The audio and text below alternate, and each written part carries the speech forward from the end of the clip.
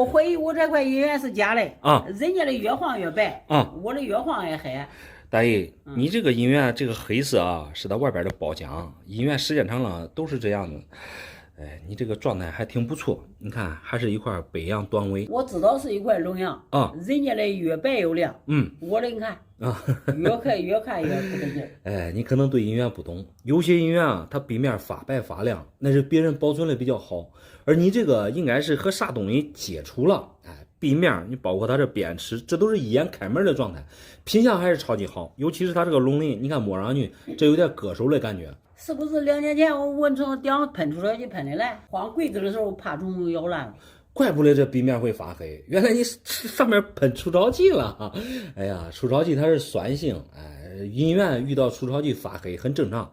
放心吧，大爷，这个并没啥影响。说实话，这银元这么硬，再说这小虫它们也啃不动啊，你这是多此一举啊。我这可不是多此一举，我有一块银元，放的时间长都放烂了。放烂了，并不是被虫咬了，因为这个银元啊是9银一铜，铜受潮了，它会生铝锈。哎，铝锈会腐蚀，所以银元你放在潮湿的环境下，它时间长了确实会腐蚀，并不是说你打了除草剂，对吧？它就有用了，其实一点用都没有。反正打了，已经变成这个样子。这是3年前俺邻居的，他是叫我给他加工手镯的，我给他掏200块钱买个手镯，银元我留下了。原来这个银元是这样来的。说实话，大爷，你这次赚大了。以前啊，像你们这么大年纪了，戴的这个银首饰啊，大部分都是用这个银元加工的。而现在这个银元啊，都水涨船高了，反而是银手镯之类的也不贵。你这200块钱换过来，你赚大便宜了。你可别安慰我了，我这几天几夜都没睡着觉了。说实话，我有越看越像假的。我没给你开任何玩笑啊，我给你吃个定心丸吧，大爷。你像我们常见的那个冤大头啊，那一块现在都上千块钱了，而你这个是北洋龙，哎，而且还不是常见的北洋龙，基本上我们常见的这个北洋都是长尾，而你这个是短尾龙，因为短尾龙存世量比较少，哎，然后比长尾啊整体发现量少，哎，意思啊就是贵一些。只要不是假的都行。我这花200块钱买的，我亏了这咋办？我这挣钱难的不得了。放心吧，我知道你们老年人挣钱都不容易，你这不但不赔钱，反而能挣钱，因为你这个北洋龙状态啊还是比较好的。哎，虽然说啊这个带点黑色的包浆，但是整体壁面还是比较干净的，尤其是龙鳞这一面，哎，你看了还是比较清楚的。它这个品相就相当于是未流通的品相，你看它这个额头。哎，它就像一块小馒头一样，典型的高额头，这种品相堪称比较完美吧。我给你简单的估个价哈，大爷，像你这种状态，现在能卖个几千块钱，完全没啥问题。小伙子，你千万可别跟我开玩笑啊！没开玩笑。要不这一点能管卖几千块钱吗？我岂不是这3年，能管赚了十几对的银镯吗？咦，对，你这形容词用的很对。你这个银元如果变现的话啊，你去买银手镯，还真能买个10来对的银手镯了。说实话，大爷，这并不是说你这3年赚了10来对的银手镯，像你这种北洋短尾啊，这几年一直都很值钱啊。只不过是你们不懂罢了。我确实是不知道。最后请你再帮个忙，你看咋能给我洗白一点，好看点？哎呀，大爷，你千万不要有这种想法啊！这无论是啥样的银元，最忌讳的就是清洗。你这个银元，肯定可以给你洗白，但是洗白啊，它就折价了，本来能卖5000了，现在就变成4000了。你说现在还能洗白吗？那不洗了。赔钱谁还会去洗？只要不是假的都行了。我兜了都很开心了。没事，大爷，给你还拿回去放好多了。哎，俺婆婆送我一块又黑又脏的砖头，美名其曰当传家宝。老板，你说这不是火气我了吗？确实脏，这里边是不是有啥误会啊？这个砖头虽然说个不大，但是托在手里边挺沉的，唯一的缺点就是黑，显得太脏了。你要是古董嘛，你给我一个我还能接受啊。你说一个典型的农村妇女，这家里面有啥值钱的东西？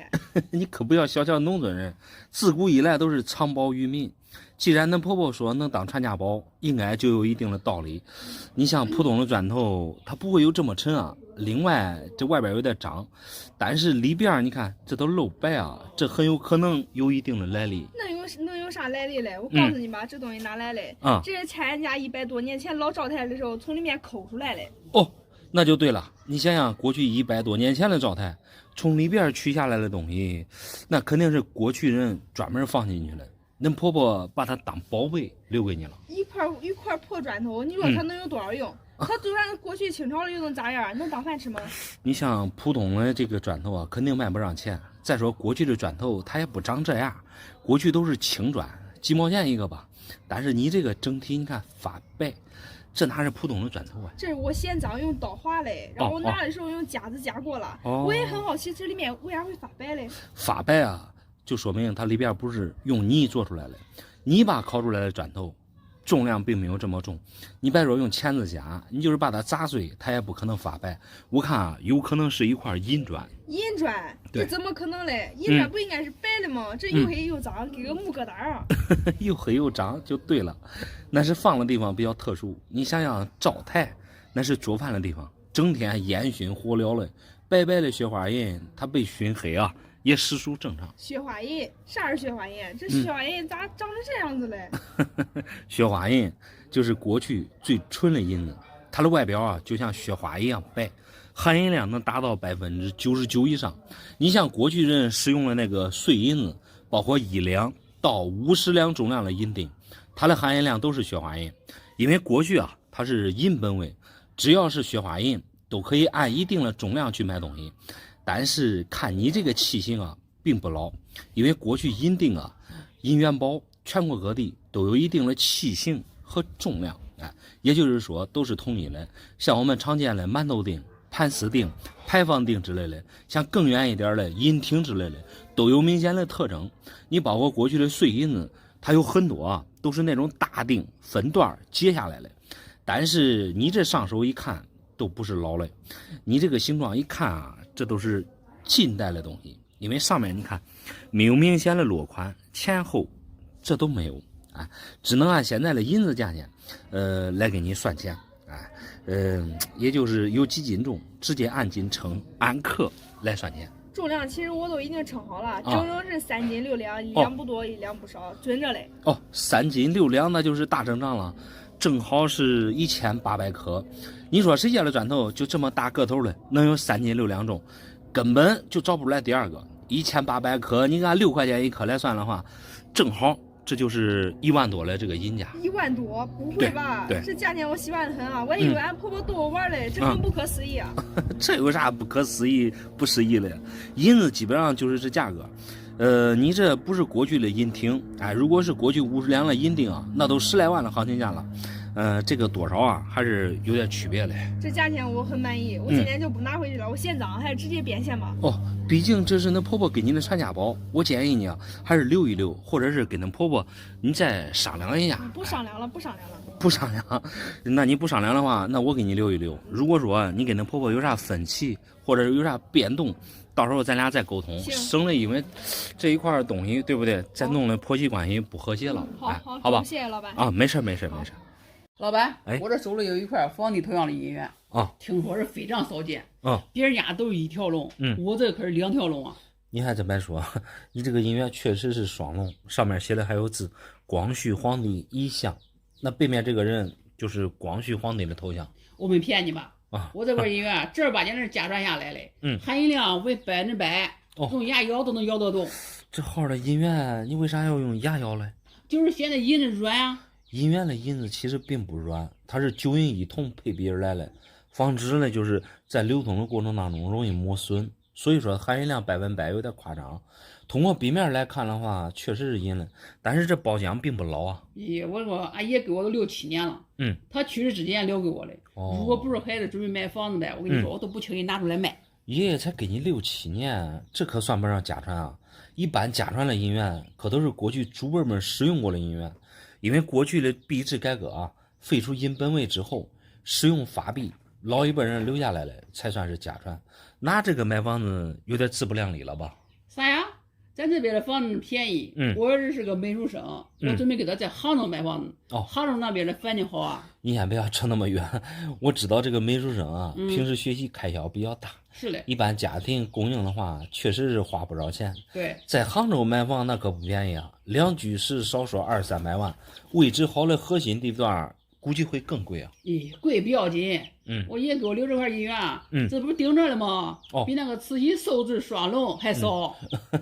你连寿制双龙币都知道，可见你对银元啊多少还是有了解嘞。寿制双龙币它是属于样币，那块币是当年有些人啊为了讨好慈禧，在他60大岁的时候做出来的。同样你们俩都是双龙，但是让我看来啊却没有任何可比性。为什么没有可比性？寿制双龙币好像都几千万一个了，我这个只要1000万就行了。1000万，你随便拿出来一块银元，上来都要这个价的人确实不多。我告诉你为什么没有可比性吧。寿制双龙币它是属于样币，样币就是固定发行一定数量的银元，而你这个双龙币是属于一兆币，发行的年份大多数为民国时期。仅凭你这几个字，你看光绪皇帝一项这6个字就足以说明上不了台面，哪有一项来铸造银元呢？真正印有皇帝头像发行过的银元，其实在咱国内啊，只有一个四川的卢币，那种卢币啊是属于半元，价格也并不高。虽说1兆币你这个存世量不大，但毕竟是属于个人通过想象做出来的时代产物，无论是设计还是收藏，算是属于比较小众的币种。想卖8位数难如登天。咦，你也不用出于纪律挑剔了，想看见就直接说吧。你说几百万，我也可以考虑考虑。你完全是误会了，不存在任何挑剔之说，卖7位数也难。我仅凭这币面上的褒奖，就看你这个银元也不是民国那时候的东西。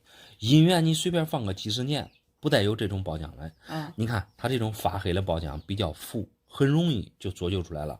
还有你这个边齿，你细看一下，也比较软，整齐划一。看着也不行，除了你这个银元是银子之外，其他我并不看好。大概价值的话也就200块钱一大管。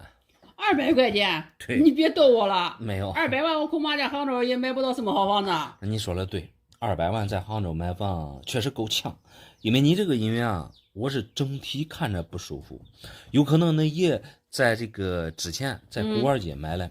因为这个真银假币啊，它也不需要太大的这个技术含量。如果真是民国那时候的1兆啊，你放到现在最起码，对吧？币面如果说是开门的，卖不了几百万、几万、几十万，它这个市场价还是有的。咦，算了吧，你别几万了。哎，我听见你说贬低我的银元，我都生气。你还是赶紧放给我吧，我找有钱的人买一句。那行。俺家祖传4代人的银元。这整整8000块，一看能给多少万？这个数量确实是不少，但是我看这都是20文的铜板啊，这可不是啥银元。如果有8000块的话，这也不少卖钱啊。你刚才说这不是银元？对，是不是光线不好？这老银元老保养。光线很好，确实是老保养。基本上你这都是属于铝坑生锈保养，反正就是锈比较大。一般这种铜板啊，之所以造成这种现象，就是放的时候受潮了。我看得很清楚，大小这都是清一色的20文铜板。我给你再纠正一下，这不是铜板。俺爷说的这都是银元。虽然说你是专家，这一点我再给你纠正清楚。那爷爷当时说的时候，你可能没听清楚。铜板在过去被称为铜元和银元啊一字之差，但是价格差异很大，因为它们的材质啊很明显不一样，一个是银，一个是铜，从这个颜色上就非常好区分。俺爷说银元里边含那个铜，时间长了生铝锈太正常了，这些铝锈就这样来的。你不能动不动就是恁爷说，恁爷是吧？他懂的，他不一定就是对的。虽然说你这些铜板铝锈比较厚，但是壁面的颜色，这还是能看清楚的。这很明显，这就是铜的。咱俩不讨论这个问题了。这银元是30年前我分家分的，那时候俺家是万元户，俺哥分出1万块钱，我就分8000块这个。说实话，90几年那时候啊，万元户那时候的1万块钱，它的购买力还是很强大的。而且那时候铜板都没有价格，基本上那时候铜板，也都是随铜的价格。你那时候选1万块钱的话，要比这个铜板强多了。咱俩想的正好相反。搁那1万块钱买摩托买电视，几个月都白光了。我这银元一直放到现在，准备养老嘞。我这挺佩服你的想法的。虽然说铜板现在卖不了几个钱，但是你这8000多的数量，我想全部变现的话，也足够你开销好几年了。你这老板啥意思？动不动都说我的银元是铜板，你痛快点给我个价吧。你这确实不是银元，如果是银元的话，我都不给你乱报了。首先啊，银元它必须得是银的，银子它是白的，时间长了虽然说会生铝锈，但底板啊它不是啥的。而你这一堆啊，很明显这都是清一色的铜的。再说银元个头比你这个大，你这一看就是20文的铜板，20文的铜板比中元小一点，薄一点。首先它们的购买力区别很大，在过去比市面上1000文铜板才能兑换1块袁大头，也就是说50个你这种啊才能兑换1块袁大头。用现在的话来讲，就是1斤铜换7000银子，就是按斤称的。但是现在的银元比较贵，而这种铜板量比较大，价格一直没涨上去，相对来说非常便宜。加上你这种20文的没有价格优势，那是因为过去的20文和现在的2角银号一样，在市面上就是大家就是经常用的钱，所以品相上来说流通的时间长比较长，然后品相各方面都不太好，加上隆起比例啊明显不行，民国双旗比龙板多，所以按斤你这些状态而言，现在市场价大概7块钱一个。7块钱一个，你别胡扯了，银子一颗现在都10来块了，你给的价格太低了吧？我看从开始到现在，咱俩都不在一个频道上。我说这是铜板，你非得说是银元。咱说句不好听的，如果真是银元的话，你这8000个的话，还真不少卖，就是卖破烂也得卖个几十万。你终于说实话了，我本来都打算卖破烂的，我想卖个几十万养老嘞，你给我7块钱一个，这够干啥的呀？铜板市场也就是7块钱一个，你主要是你搞不清楚材质，这个一味的咬定是银元，你这是属于放了30年也没发现这个问题啊！我建议你啊，随便拿几个，你多去实体店打听行情，先学会研究，认识究竟是银元还是铜板，对吧？到时候再卖。我谁也不问，俺家里边传下来的，我说啥他说啥。那好吧，那你再找其他人卖吧，这东西我要不了。俺这个朋友啊，真是大方。10年前借我2000块钱没还，现在发家致富了，送给我20块当百的大钱。当百的大钱，随便拿一个可不便宜，一下子送你20个，绝对是大手笔。来，我看看啥来。平常啊，提起来欠账没还，气得我咬牙切齿。这一下给我20块当百，我这心里面啊，高兴的脾气急了。你不要高兴的太早，我看你这20块，这都是天宝当百啊，典型的日本大钱，这在咱们这里平时并不常见啊。不常见就对了，常见的才不可能值钱吧？没想到我这个朋友发达了，竟然还不忘提携我一把。提携谈不上嘛，你刚才不是说他欠你2000块钱吗？咱说句不好听的，这最多算是抵账。20块如果都是这个状态的话，可以称得上是美品了。但是像这种日本大钱啊，品相即使再好，玩的人不多，价格它也上不来。这咋可能是日本钱呢？这上面明明写的是汉字，连一个日语都没有，你这鉴定不是搞笑的吧？上面写的确实是汉字，但是它的生产使用地确实是日本本土。现在你见到了呀，这些都是从日本那边买回来，然后入了盒子，再到我们个人手里边来。你说的这没有依据。网上专家说这是我们国内生产的。一个给我开到3万，20个整整是60万。60万。怪不得刚才你说那朋友发达了，再提携你。原来网上专家一下子给你报价3万，这价格是谁听了也开心啊！咱不说价格的事儿，就单说你认识网上这个专家，像这种天宝当百，他连哪个国家的货币都分不清楚，那他这个价格是咋估出来的呀？他说品相好啊，像这种品相的当百现在市面上已经非常难找了。不是怕亏了，所以我来找你估价。我估了价，恐怕你也想不中。10年前借你2000，这说实话，品相虽然说刚刚的，这20个一下子卖完，恐怕连你这个本钱都不够啊。你别胡扯了，我这北上的动车票都买好了，就差我带着东西过去了。我们说好了，你说交钱，你说交货。这给你60万的话，你肯定也不吃亏。像这种大钱啊，它流行于银元之前。首先，它的配比，和我们常见的当百一样，铜锡铅混合做出来的。因为铜锡铅啊，这种材质本身就很便宜，所以像这种大钱只能在本国国内流通。如果你想对外的话，那必须得用金银了。所以这种材质的大钱啊，比较局限。第二个就是它这个发行量比较大。就拿你这些为例吧，你看你一下子拿出来20块，品相好是其一，你看几乎是没什么流通痕迹。如果放到我们这里这个咸丰当百身上，就这个品相确实能上万，好版上几万的都有可能。先锋在位才10来年，而这种天宝蛋白整整发行了20多年。日本本身就小，一下子又发行了那么多，从它这个品相上来看，你都知道它这个使用率不大。最重要的一点，就像这种日本钱啊，在咱国内玩家比较小众，所以没有太多玩家，存世量又大，也就支撑不起来行情。市场价现在像你这种品相，给你按100一个。啥？100一个？对。你的意思是这20个才2000块钱？那相当于我朋友刚好用这个给我抵账？对呀，这个听价格勉强抵你那2000块钱的账。你这个朋友我感觉很不地道。10年前借了你2000块钱，2000按理说也不多，他不还账本身已经疏离了，结果弄20个天宝蛋白抵账，你现在卖的话100%赔钱啊。赔钱倒是不至于吧？人家都开价3万一个了，这价格不会差那么多吧？那只能说给你估3万的价有问题，要么我估的有问题，反正俺俩估的价得有一个人有问题。建议你啊，再找其他人看看，大家说能值多少钱，最终才是他的市场价。哎，算了，跟你聊啊，就是浪费时间啊！我还是找我的专家去吧，你还给我了。哎，没事，你找专家之前我再奉献你一句，3-4而后行，别被别人骗了鉴定费就行。我吃个屁啊！我60万呢！没想到发财进来那么这么容易啊！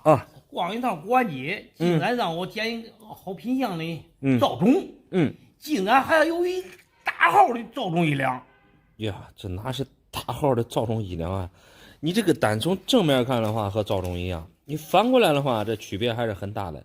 这个是户部总制1两样币，不管它是啥币，现在到我手了，那就成了个如虎添翼。2000买的，我至少这块卖到200万。你这个总制1两，如果是真币的话，确实能上100万之多。但是你这个品相状态确实是原光币，而且还带环彩，这个物以稀为贵啊。本身这种样币它的存世量就少，所以好品相的价值很高。我看你这连名字都喊不上来，何来2000块钱能捡大漏啊？不是我吹牛嘞啊！我去那家锅儿店嘞，那个锅儿店有100年的老字号了。那一天正好是一个小青年给那看店。我一看，他长得迷迷糊糊，呆呆板板的。所以说2000块钱的还价都没有还价啊！我买着了那个大号总币。大号赵总，原来这个总制1两就这样买回来了。有一个问题你没有搞明白，人家老板怎么可能对自己卖的银元不知道价格呢？他还是不知道，因为他爸是老板。那一天刚好没有在家，交给他儿子看店呢。我才捡个漏。人家经常说青出于蓝胜于蓝，既然他爹都把剑交给他看了，这足以说明这个年轻人啊还是有2把刷子的。虎虎无犬子嘛，玩银元嘞可不能按年龄大小对吧来看人家。我还真的有点看不起他。就这块伸手，给我出2个出子头。我还以为是20万嘞。谁知道2000。我扶上赶紧头就赶快走了。千万不要以貌取人，尤其是买银元，首先呢学会看真假才是最关键的问题。另外这个价格也很有讲究，你不能说你对银元不懂，就单听这个价格便宜就认为它是真东西啊。我真就是真银元了。我已经在网上找好了买家。对方给我开200万的天价。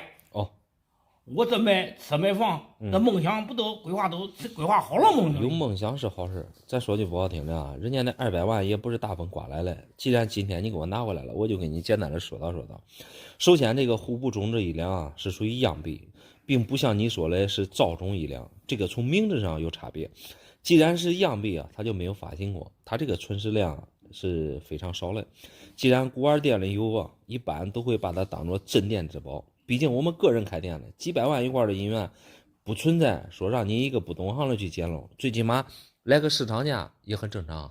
你分的有道理，分析的有道理。反正我是捡漏了，怕卖亏了，所以说我来找你估价。那200万肯定是不亏，毕竟这个是你2000来的，怎么说这里边也有100倍的利润了。按理说你这多少钱来了有多少利润，我并不羡慕。能挣多少钱那是你自己的本事，但是这个真假你得给别人把好关，别等到最后你给人家一块假银元就不行了。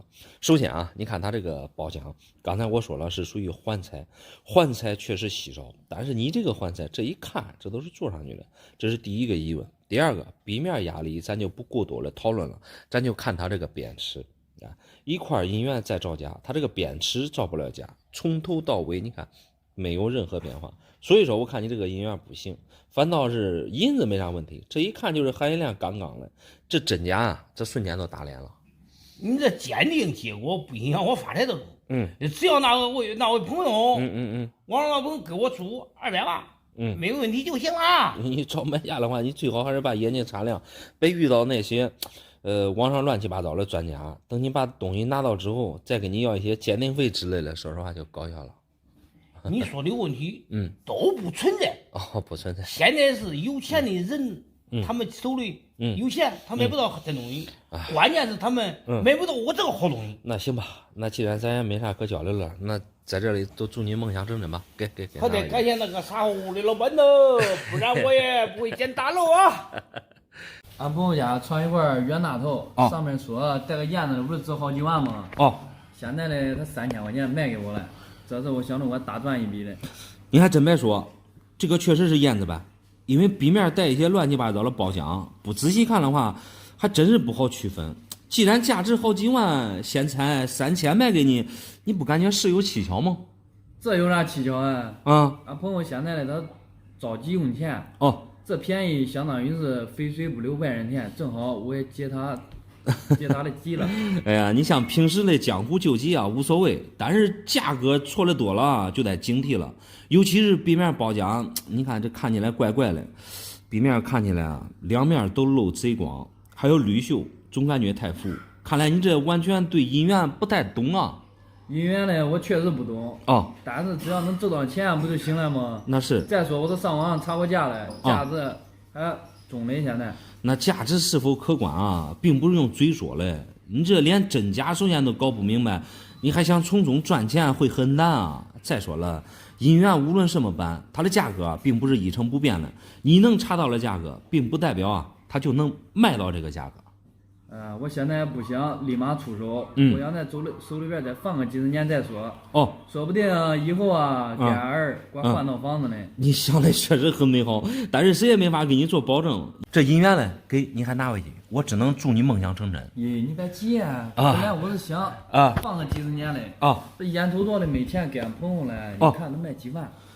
你这整的赚嘞另外把3000块钱我再给他。哎呀，你这是稳赚不赔啊！你拿别人的东西来卖，然后通过卖了钱之后再把本钱还给人家，看来你还是一个比较求稳的人。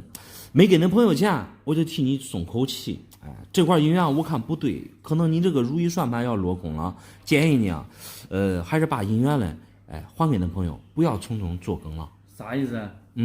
咋可能是假的嘞？这俺朋友家从家里边传下来的，过去的银元哪有假的？真正家传下来的银元确实没假货，而你这个燕子版肯定不是家传下来的，尤其是它这个燕子，你可能看来不太清楚，因为我们经常研究这个版，它这个燕子造型啊，并不是这个样子，因为燕子版啊本身争议就非常大，有人说是安吉，也有人说是朱雀，市场炒作的热度也非常高，所以造假的也比较多。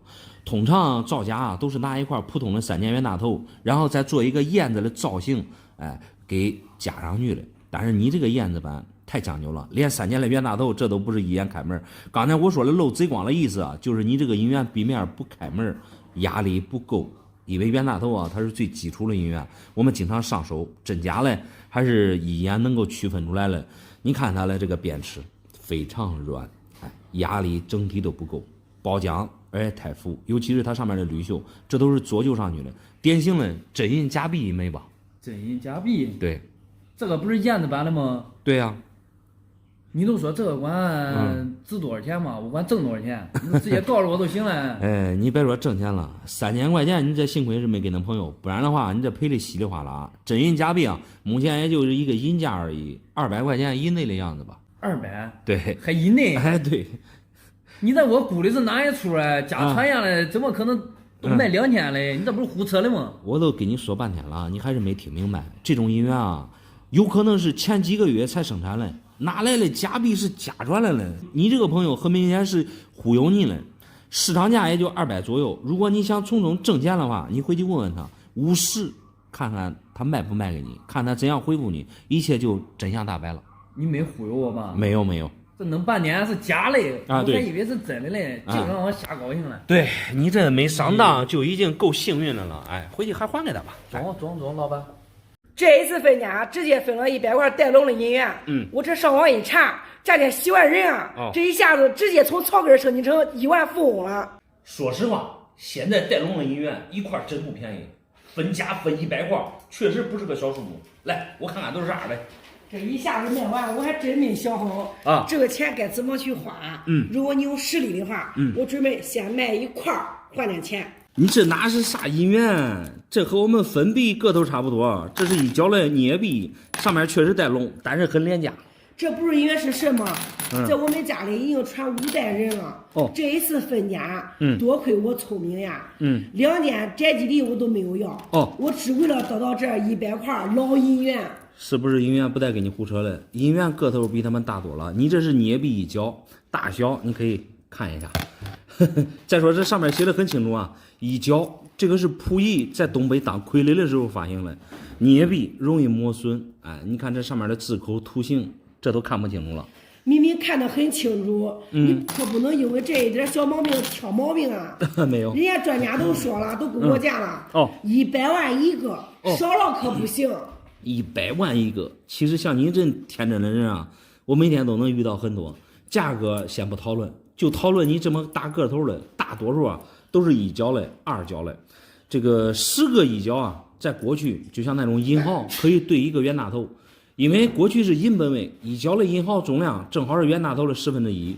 你这连银子都不是，在过去很多人都不认这个钱。我不管过于认不认，只要现在有人认就行。这100个轻轻松松，我能卖1个亿，我就直接躺平了。哎呀，你这想的太简单了，哪有这么值钱的镍币？像我们普通人家里边啊，基本上都是常见的居多。你这一下子分家能分到100块，你想想，别人家里边也有很多这种镍币。如果真值100万一个的话，那应该是津巴布韦币，随便买个饭店，津巴布韦币都得几十万。你别给我开玩笑啊！没有开玩笑，我可是认真的。我知道1个亿的支票都给我准备好了，就等我带着这个老爷爷过去了。你过去，别人也不可能给你1个亿。我告诉你吧，这种镍币存世量很大。这种镍币啊，虽说在咱东北发行了，但它确实属于日本发行的币种。提到日元，你应该知道，稀烂便宜。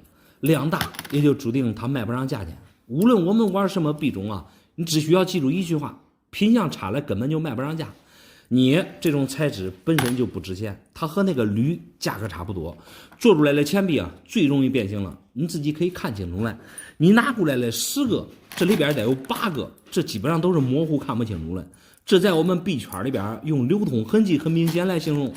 这个量大加上品相差，你就是值钱的币种，像这种情况你也卖不上价。另外，你像网上的专家，有很多都是忽悠人的，都是通过抬高价，向不懂行的虚报价格，借机来骗取客户的后续费用。你得适当的了解一下这里边的内幕。我了解啥呀？你也不用蒙黑别人还是来点实在的吧。就我这带龙的银元你一个能给我多少钱吧？我看你这也不太相信我说的话。就你这种镍币的品相，我个人看，也就是几块钱一个的样子，因为它这存世量太多了。啥呀？几块钱一个？对。你的钱是黄金做的，恐怕也不行吧？你休想当我是小白啊！少100万，我还真是不想卖。卖不卖这是你的事儿，我该说的也都跟你说过了。无论这种镍币值多少钱啊，我建议你先学习一下，了解一下它的发行量，或者是比葫芦画瓢，先花点钱买几个和你这一模一样的镍币回来比较一下。比较一下，对，100万一个我哪买得起啊？我不跟你磨叽了，我去找其他专家拍卖去。好，行，给你这也拿着吧。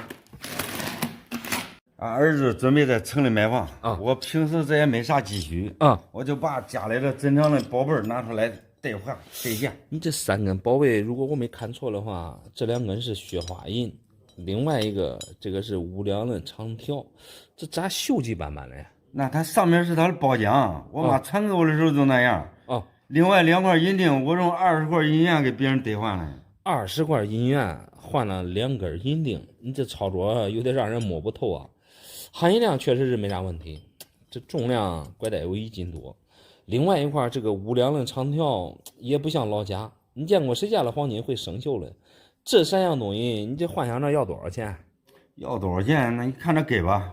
但是我敢打保证，我这些东西都是最好的啊。就这2块银锭，比所有的银元的含银量都高。哎，你说这话确实没毛病。银元的含银量是9银1铜，你这些银锭的含银量不说100%了，99%以上这还是有的。可是银子很便宜啊。哎，我这个人吧也比较喜欢追求完美。20块老银元，第一我看着脏兮兮的难受，第二含银量也太低，所以直接给别人兑换2块银锭，这还多赚100克银子嘞。咱说句不好听的，如果咱俩换，我多给你300克、400克，多给你1斤都没问题。因为银元本身啊，它都不能用雪花银，因为它在市面上流通，必须里边再加一层铜，省得来回磨损严重。你这2个银锭属于好看，但不实用。你这属于事后诸葛亮吧？我换都换了，再说你再给我多加1斤，我现在也给别人要不回来了。那是我这属于就事论事，你这种耍小聪明的行为不可取。因为那孩子要买房，你这拿出来要变现，我得把价格给你说清楚。现在银子非常便宜，你这2块的话，我拖着也就1斤多点，你就按6块钱1克来估的话，也就3、4千块钱吧。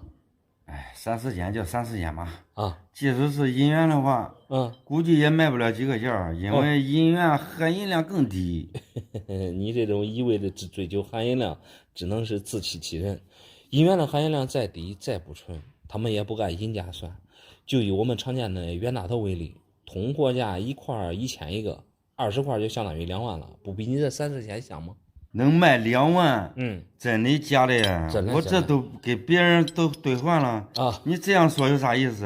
幸好我还有一块金锭嘞。那算我多嘴了，但是你这个金锭我就看不上眼了，就仅凭外边这生的锈就不对头，因为这种黄金啊，自古以来它是不会氧化生锈的，所以我看不对。重量是对的呀，正好12两。你就给我按500一克，正好10万块钱。多了我也不要。说实话，10万块钱要的确实不多。如果这个长条是对的话，好歹也是过去民国无良的长条，虽然说品相一般，但是保存的还算完好。可是重量上这一关都过不去，你这2两才100克，而过去无良的长条，过去都是150多克，足足缺斤短1两。所以你这个长条既不是黄金，也不属于老假，也就分文不值。你别气骂人了啊！